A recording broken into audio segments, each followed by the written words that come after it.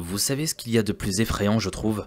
C'est que vous ne saurez jamais ce qu'il y a dans la tête de votre partenaire. La psychologie, c'est quelque chose de complexe. T'as beau vivre 10 ans avec la même personne, ça se trouve probablement tu la connaîtras jamais. Je sais pas si vous me suivez jusqu'ici, mais en gros, ce que je suis en train de vous dire, c'est que l'être humain est très complexe. La limite entre la raison et la folie est tellement fine que du jour au lendemain, la personne avec qui tu es peut devenir méconnaissable. Je viens de me rendre compte que tout ce que je viens de dire fait très peur, mais c'est tellement réel. Combien de femmes se retrouvent à vivre le parfait amour, quand du jour au lendemain, elles se font violenter par leur mari? Viol, séquestration, menaces, dites-moi. Ce sont des actes impardonnables. Tu montres un côté de toi angélique et manipulateur, et quand tout est acquis, tu fais de la merde. Là, on est sur de la violence conjugale pure. Ça commence avec ça, et ça va encore plus loin, jusqu'à un point de non-retour. C'est ça qui est effrayant. Qu'est-ce qui va se passer dans la tête de ces personnes pour vriller à ce point-là et faire du mal aux personnes qu'ils aiment? C'est toute la complexité de la chose, car il n'y a aucune raison qui justifie de tels actes. Vous pouvez me dire ce que vous voulez, ce sont et ça restera de petites merdes. Je vous promets, j'ai aucun respect pour ce genre de personnes. Ça me dégoûte tout simplement. Enfin bref, aujourd'hui à travers une affaire horrible, on va essayer de comprendre pourquoi il est allé aussi loin. Pourquoi il a choisi de prendre ce chemin plutôt qu'un autre. Eh bien salam à toi mon ami, j'espère que tu vas bien et que ta famille se porte bien. Ce que je vous propose sans plus attendre, c'est d'éteindre votre lumière pour plus de sensations et de vous laisser emporter par ma voix.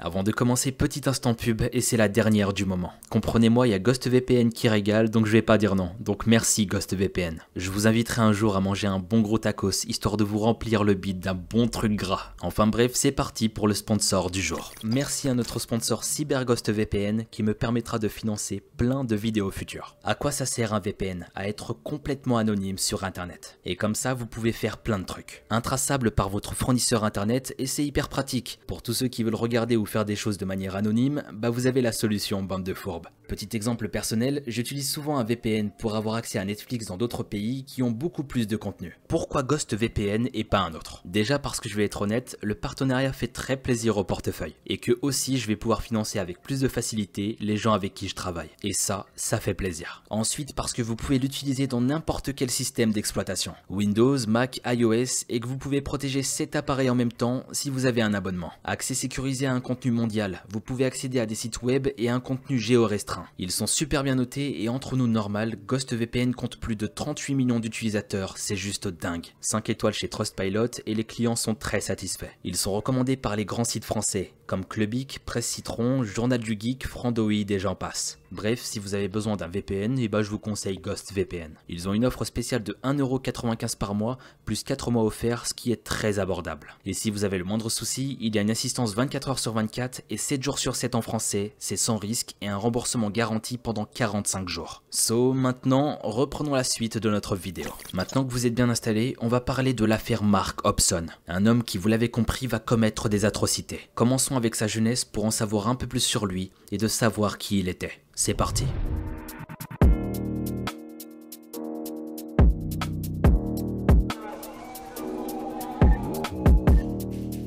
Le 2 septembre 1969, Mark Hobson est né à la maternité de Mainy Gates à Wakefield. Et tout ça se situe en plein cœur de la Grande-Bretagne. Il grandit dans la même ville près de l'hôpital où il a vu le jour, à Norton Street, auprès de ses parents Peter et Sandra, ainsi que deux sœurs, Melanie et Leslie Hobson. La petite famille change plusieurs fois d'appartement et de maison dans cette même ville, et le père Peter y travaille en tant que mineur de charbon. Mark et ses sœurs étaient scolarisés à l'école primaire de Hillsview. Là-bas, les élèves ne vont pas créer spécialement de lien avec lui. Ils le trouvaient poli, mais sans plus. C'est le camarade très ordinaire, presque anonyme, que personne ne calculait vraiment. Un des élèves de la classe va raconter les choses suivantes. Je me souviens qu'il avait un visage doux et innocent, avec une tignasse de cheveux blonds. Il était toujours très calme et avait l'air angélique. Il était populaire auprès des filles. Il n'avait pas beaucoup d'amis, mais il était toujours poli et amical. Pour le moment, dans son enfance, rien à signaler. C'était un élève un peu à l'écart, comme on en a tous connu étant petit. Donc là, à ce stade, rien ne nous laisse imaginer la suite des événements quand il va grandir. Et c'est important de le signaler, je trouve. Parce que pour beaucoup de tueurs en série, quand on creuse dans leur passé, on remarque des vices et des comportements alarmants, alors que là, rien du tout. Comme des millions de jeunes gens britanniques, l'enfance de Mark Hobson se déroule de façon heureuse et relativement stable. Les enfants grandissent et Monsieur Hobson devient plus tard adjoint et gestionnaire de la mine de Park Hill jusqu'à sa fermeture en 1982. La famille va ensuite déménager dans la région de Selby, à moins d'1 heure de Wakefield. Là-bas, le père de famille avait travaillé dans un bassin houillé local. C'est là-bas qu'il récoltait durement le charbon pour subvenir à ses besoins. À ce moment-là, la mère de Hobson travaillait comme machiniste. Vers ses 15 ans, en 1985, Mark Hobson décide de chercher son premier boulot. L'école ne lui plaît pas et il prend la décision de ne pas réviser son bac. Il préfère gagner de l'argent. Ses parents ne sont pas vraiment du même avis, mais il décide néanmoins de lui trouver un job. Perso, si ça avait été mon cas, il m'aurait surtout trouvé une grosse claque à me mettre en pleine figure, j'aurais rien compris. On n'a pas les mêmes parents, Mark, il y en a qui ont été élevés à la dure, et tout pour les études. Et après, seulement après, tu fais ce que tu veux. Bref, sa mère Sandra Hobson avait un nouveau travail dans une petite boulangerie de la ville. Elle demande à ses amis bouchers, Madame et Monsieur Flavel, de bien vouloir engager son fils dans leur boutique, pour qu'il découvre la vie active. Le couple accepte, et le jeune Mark est très content de ce nouveau contrat. Tous les matins, il enfile désormais son tablier, et il s'applique pendant des heures à découper des kilos et des kilos de viande fraîche. Ce métier semble lui aller parfaitement. Monsieur Flavel racontera plus tard que Mark était souvent ensanglanté,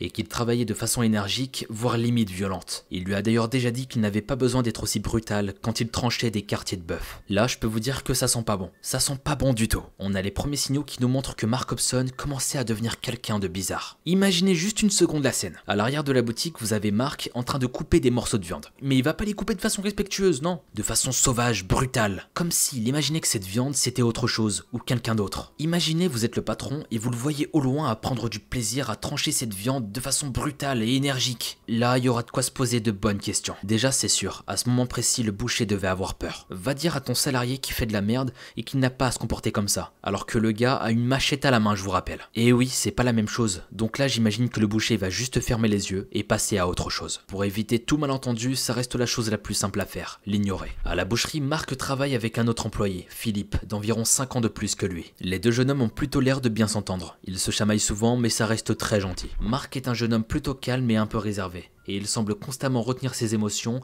en gardant souvent ses états d'âme pour lui. Sans que personne ne s'en rende vraiment compte, jour après jour, les provocations de Philippe vont commencer sérieusement à l'énerver. Un matin, alors que les deux garçons avaient leurs mains dans la chair sanglante, Philippe lui lança la taquinerie de trop. Une dispute éclate, créant beaucoup d'agitation dans la boucherie. Mark n'arrive plus à se calmer et il devient incontrôlable. Il explose de colère et il est dévoré par sa haine. Il s'empare d'un couteau à désosser et menace de poignarder Philippe qui est terrorisé. Les Flavel, qui avaient l'habitude de voir Mark plutôt timide et calme, étaient choqués de ce qui venait de se passer. Après ça, ils ont renvoyé le jeune homme tout de suite chez lui. Ils lui ont dit qu'une telle violence n'était absolument pas acceptable, ni au travail, ni nulle part ailleurs. Pourtant, le lendemain, Mark revient à la boucherie comme si de rien n'était. Là, les Flavel lui indiquent qu'il est renvoyé et que sa mère serait prévenue du comportement qu'il avait adopté la veille auprès de son collègue de travail. Madame Flavel s'adressa donc plus tard à son amie, Sandra Hobson, pour lui relater ce qui s'était passé entre son fils et leur autre employé Philippe. Malheureusement, Sandra ne comprend pas le licenciement de Mark. Elle sera tellement choquée de cette histoire qu'elle n'en croira pas un seul mot. Pour Sandra, son fils n'est pas du tout une personne violente, bien au contraire. C'est un jeune homme poli, timide et calme. Mais bien sûr, quel petit manipulateur pour faire croire ça à sa propre mère. Après, il y a aussi l'amour maternel qui peut un peu aveugler, vous allez me dire. Mais faut croire qu'il cachait bien son jeu, le fourbe. Madame Flavel va dire le contraire. Elle semble vouloir décrire son fils comme une brute déséquilibrée.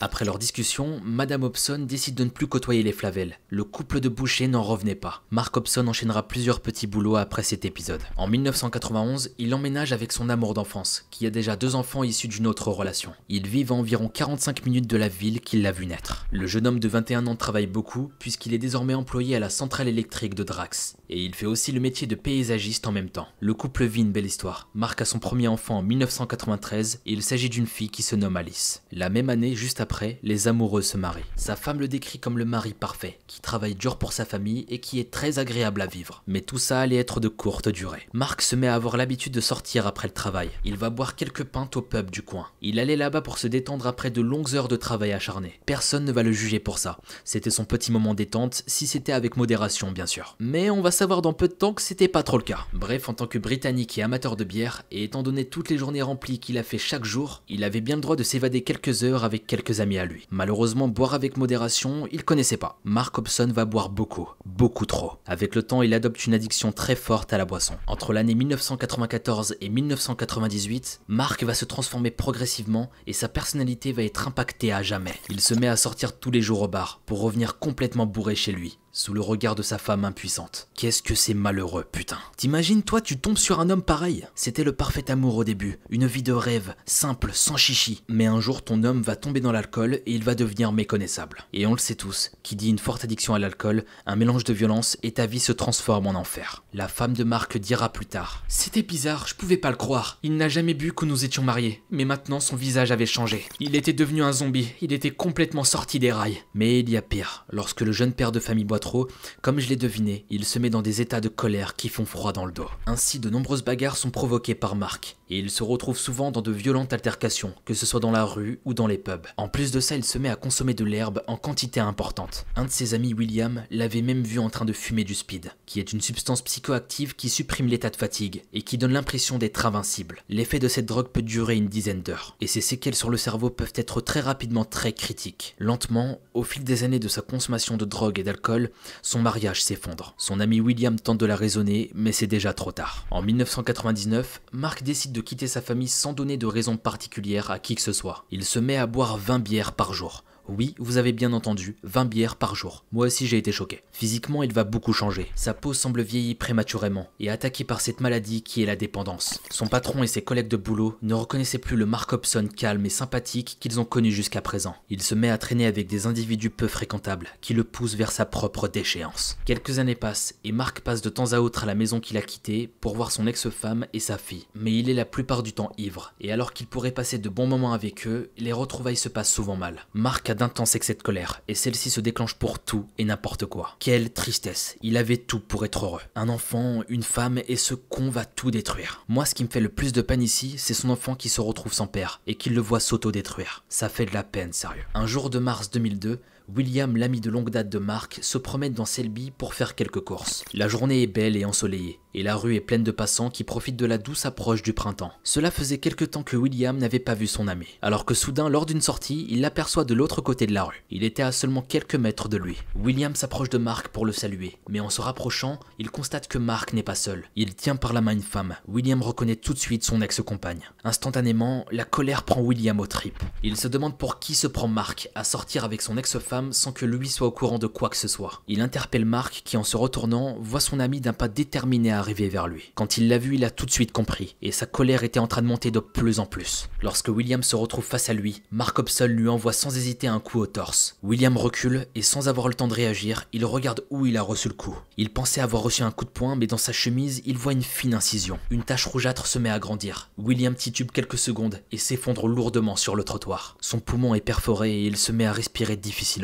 Autour de lui, des dizaines de témoins choqués par la situation. Mark Hobson, avec un cutter à la main, affiche sur son visage un air satisfait, en regardant son ami lutter pour sa vie. La police et les pompiers sont alertés, et Mark est placé en détention provisoire. Ainsi se passa la première agression mortelle de Mark Hobson. Et tout ça s'est déroulé seulement à quelques rues de l'endroit où il y a 16 ans, rappelez-vous, quand il avait menacé son collègue de travail Philippe avec la même arme. Mark est jugé et condamné à seulement 100 heures de travaux d'intérêt généraux et de 2 ans de sursis probatoire. Là, je vous avoue que j'ai l'impression de rêver. Je sais pas ce qui s'est passé dans la tête de la justice britannique, mais ce jour-là, le juge a dû consommer un bon gros pilon. À quel moment tu vas mettre 2 ans de sursis sur une tentative de meurtre, sérieux? Le mec vient de lui perforer le poumon et il s'en sort avec 100 heures de travaux généraux. On croirait rêver, sérieux. William est hospitalisé en urgence et il s'en sortira. Sa famille est profondément indignée d'une peine aussi clémente. Et tu m'étonnes, durant quelques mois après cette histoire, Mark n'a plus d'emploi. Pour payer son alcool et sa drogue, il n'hésite pas à carrément voler l'alliance d'une de ses sœurs. Et il va la revendre pour seulement 25 livres sterling à un bijoutier. Pour info, c'est l'équivalent de 30 € à peu près. Lorsque sa sœur s'en rend compte, elle déclare le vol. Et juste après ça, Mark est très rapidement soupçonné, puis accusé. En plus de devoir honteusement rendre des comptes à sa sœur, il est condamné à 50 nouvelles heures de travaux d'intérêt généraux et de dédommagement financier envers sa sœur et le bijoutier. La vie de Mark est loin d'être rose. Sa dépendance à l'alcool n'a jamais été aussi forte. Il n'a plus d'argent ni de revenus,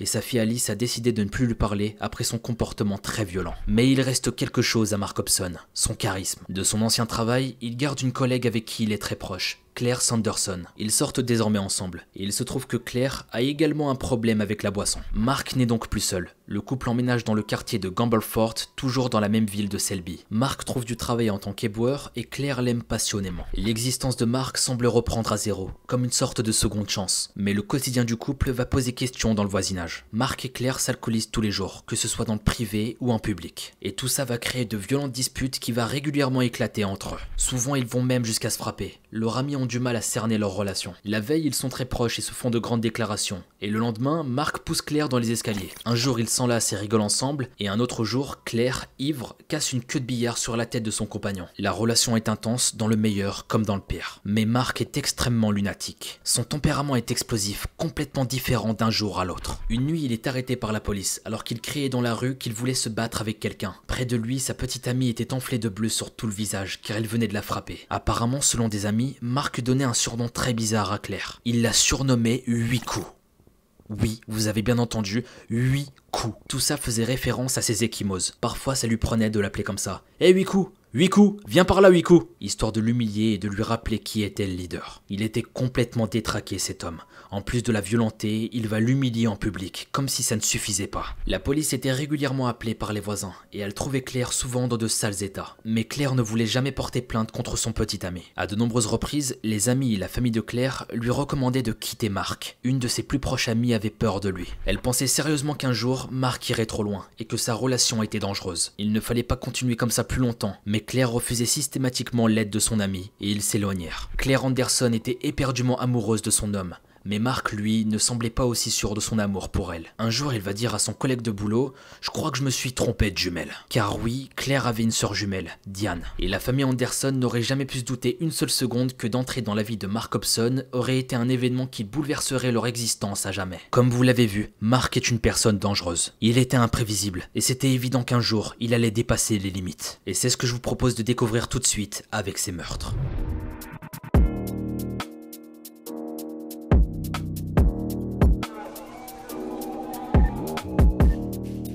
D'abord, je tiens à préciser que les scènes qui vont suivre sont particulièrement horribles. Et c'est pour vous dire à quel point j'ai énormément de peine pour les victimes. Personne ne mérite de mourir dans de telles circonstances et avec autant de souffrance. Les actes qui vont suivre sont inhumains, malsains.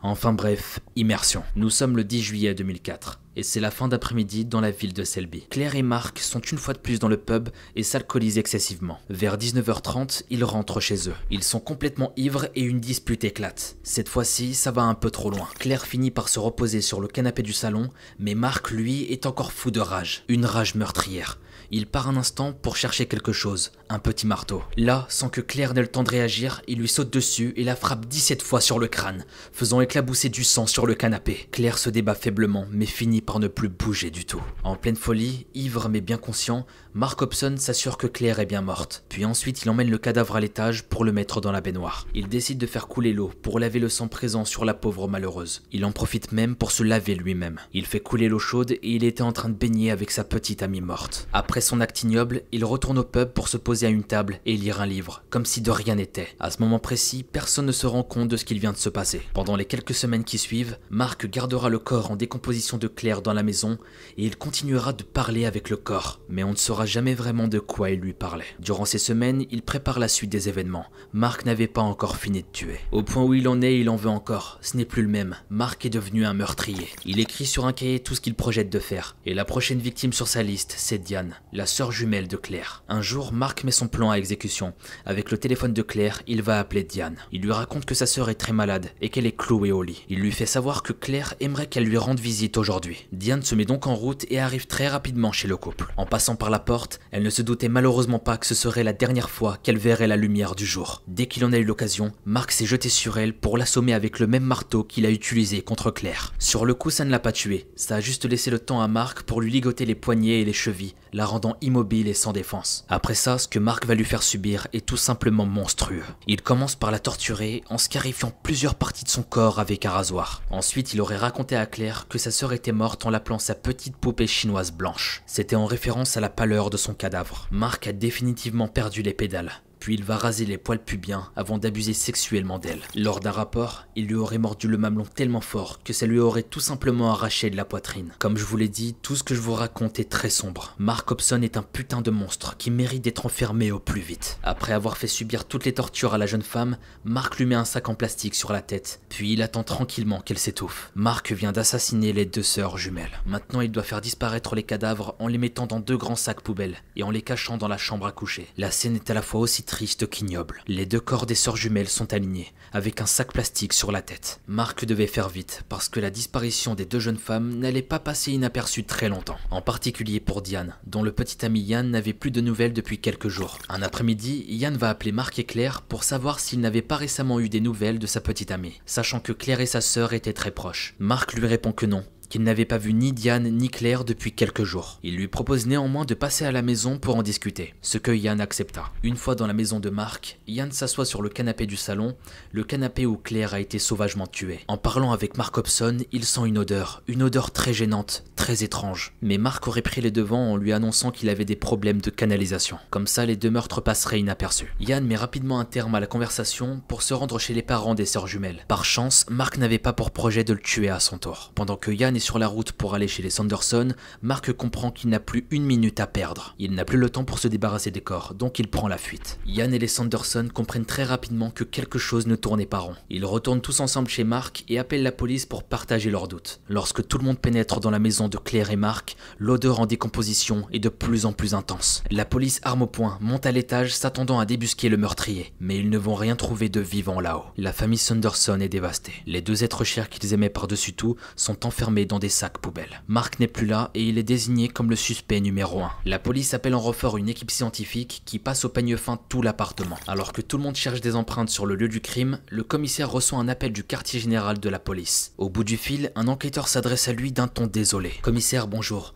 Vous êtes déjà au courant de ce double homicide? Quelle tristesse. Oui, je suis sur les lieux. Nous cherchons des éléments de preuve. Ces 2 sœurs ne méritaient pas ça. Commissaire, je ne fais pas allusion à cette affaire-là. Un couple vient d'être retrouvé assassiné sauvagement. Le commissaire raccroche le téléphone et il devient pâle. En effet, à environ 40 minutes de là, dans le paisible village de Strange Hall, un autre crime odieux venait d'être commis dans la foulée. Le lendemain de la découverte des sœurs Sanderson, Mark s'était enfui vers le nord avec sa voiture, sans savoir où il allait. En route, il va par hasard s'arrêter devant la maison de James et Joanne Brinton, un couple octogénaire. Il entre par la porte qui était ouverte, et là, il trouva Madame Brinton qui pouvait à peine marcher. Mark lui enfonce un couteau dans le dos avec une telle force que la lame se retrouve coincée dans le corps. Puis ensuite, il s'attaque à Monsieur Brinton qui était atteint de la maladie d'Alzheimer. Mark Hobson se mit à le battre à mort avec sa propre canne. Là, je suis désolé, je suis obligé d'intervenir. Vous allez me trouver vulgaire peut-être, mais quelle petite merde sérieux. Au bout d'un moment, faut comprendre pourquoi je parle comme ça parfois. Cette merde ne mérite aucun respect. Tuer ce pauvre couple et tuer ces 2 sœurs qui étaient pleines de vie. J'ai beaucoup de peine pour les victimes, et puissent-ils vivre en paix. Ensuite, Mark Hobson se met à fouiller dans toute la maison,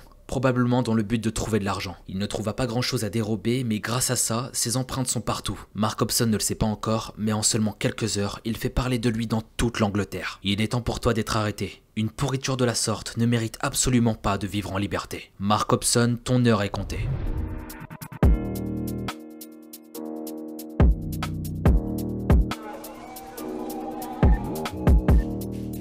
Nous sommes le 25 juillet 2004 et ça fait maintenant 8 jours que Mark Hobson est en fuite. Actuellement, il est déclaré comme l'homme le plus recherché de Grande-Bretagne. Une gigantesque chasse à l'homme est organisée et 500 policiers sont sollicités pour le retrouver. Des campagnes publiques dont 10 000 tracts sur sa photo sont réalisées. Et les familles des victimes sont interrogées, mais Mark est introuvable. La mère de Mark elle-même lance un appel public pour que son fils se rende. Il fallait le retrouver, sinon il tuerait à nouveau. Sur les tracts, il est demandé à la population d'appeler immédiatement la police s'il est aperçu, mais surtout de ne l'approcher en aucun cas. Mark Hobson réalise l'ampleur de ce qu'il a provoqué. Il est cerné, et il le sent au plus profond de lui. Désespéré de son avenir, il part se cacher dans la forêt, près du village où il a assassiné les Brinton. Il y restera quelques jours. Mais la faim et la soif le tiraillent de plus en plus. N'en pouvant plus, il décide de se rendre dans une petite station essence pour tenter d'acheter du papier à cigarette, des allumettes et de l'eau. Mais le garagiste le reconnaît immédiatement et appelle la police après son passage. Quelques minutes plus tard, des policiers et des chiens arrivent sur les lieux et arrêtent Mark. Quand les policiers se retrouvent face à lui, Mark les regarde, ne bouge plus et dit tout simplement « Je suis un putain de meurtrier, n'est-ce pas ?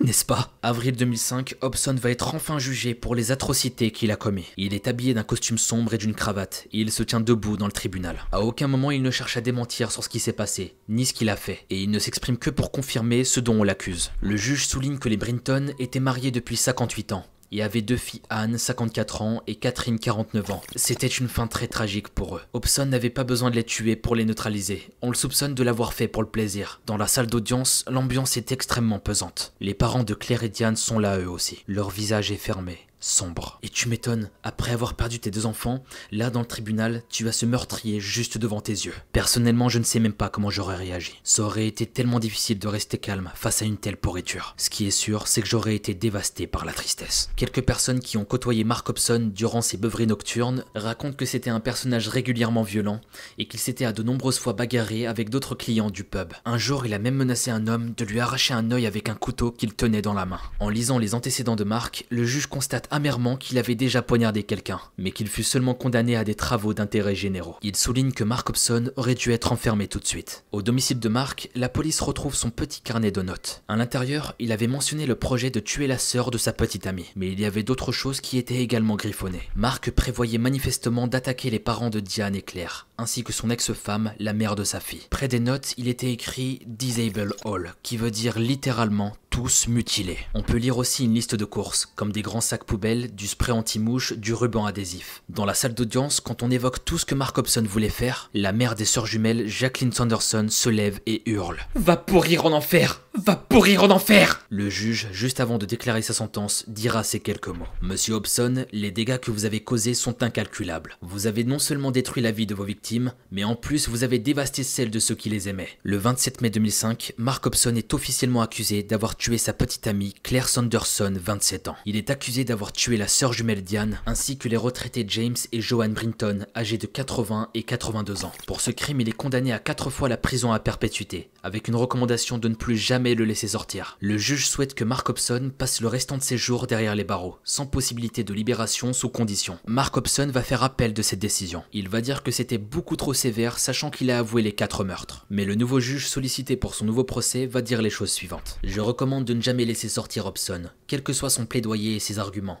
car ces meurtres sont si horribles. Cet homme ne mérite aucune clémence, et je suis totalement d'accord avec ce juge. Sérieusement, on ne peut pas laisser une seconde chance à un tel meurtrier, c'est juste inconcevable. Imaginez qu'il puisse être à nouveau en liberté dans les rues. Non, c'est juste inimaginable, sérieux. Qu'il aille pourrir en prison pour ses actes odieux, c'est tout ce qu'il mérite. Mark Hobson est actuellement enfermé dans la prison de haute sécurité de Wakefield. Il est seulement à 10 minutes de la clinique qu'il a vu naître 35 ans auparavant. Régulièrement, il écrit des lettres dans lesquelles il accuse l'alcool et la drogue d'avoir été à l'origine de tous ses problèmes. Mais il ne précise pas s'il regrette ce qu'il a fait. Mark Hobson est un homme qui aurait pu s'en sortir. Sa famille, ses proches, son travail... Il disposait d'une base solide pour construire une vie paisible, et ce même en étant divorcé. Mais il a sombré dans l'alcool et la drogue. Ses vices l'ont mené petit à petit dans cette folie meurtrière. Mais sans même parler de ça, l'addiction n'excusera jamais de tels actes. Mark Hobson a été examiné par des psychiatres, et rien, absolument rien dans leur diagnostic ne peut expliquer le comportement de cet homme, si ce n'est sa propre volonté, son libre arbitre. Mark Hobson est tout simplement un homme dangereux, et il ne l'a jamais nié.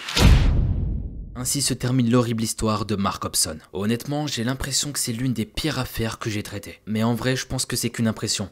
Elles sont toutes aussi horribles les unes que les autres. Ici, ce qui est troublant, c'est son mode opératoire. La torture qu'il va utiliser pour tuer ses victimes, ainsi que sa sauvagerie sans limite. J'aimerais avoir votre avis concernant ce tueur. Votre analyse dans les commentaires, si vous avez une idée de pourquoi il en est arrivé là. J'aimerais votre ressenti, car je trouve ça toujours très intéressant d'avoir plein d'avis, même s'ils sont différents. Ça permettra de débattre et d'essayer de proposer des hypothèses quant à la nature de ces actes. Enfin bref, merci à vous d'être toujours aussi nombreux sur la chaîne. Ça me fait très plaisir et ça montre que vous aimez le travail réalisé. Donc merci beaucoup, je le dirai jamais assez. Sur ce, je vous dis à la prochaine pour une nouvelle affaire, c'était Mogota. Hop hop hop, n'oublie pas, si tu veux plus de contenu sur ton Netflix, je te conseille d'avoir Ghost VPN. Grâce à ça, tu auras beaucoup plus de contenu en te connectant sur un serveur américain par exemple. Ils ont une offre de 1,95€ par mois. En plus de ça, 4 mois gratuits, donc ça reste très abordable. Sur ce, prends bien soin de toi et à bientôt.